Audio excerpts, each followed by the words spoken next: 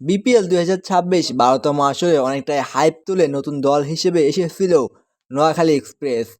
কিন্তু নতুন দল হিসেবে এসে করে ফেলল একেবারেই ন্যক্কারজনক ইতিহাস।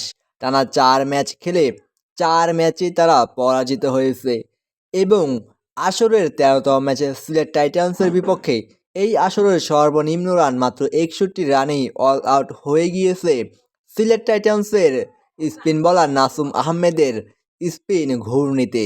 যেখানে সিলেটের হয়ে একাই লড়াই করে সর্বোচ্চ ২৫ রান করেছিলেন মহিদুল ইসলাম অঙ্কন এবং ১৮ রান করেছিলেন হাবিবুর রহমান সোহান। বল হাতে সিলেট টাইটান্সের হয়ে একাই ৫ উইকেট তুলে নেয় নাসুম আহমেদ।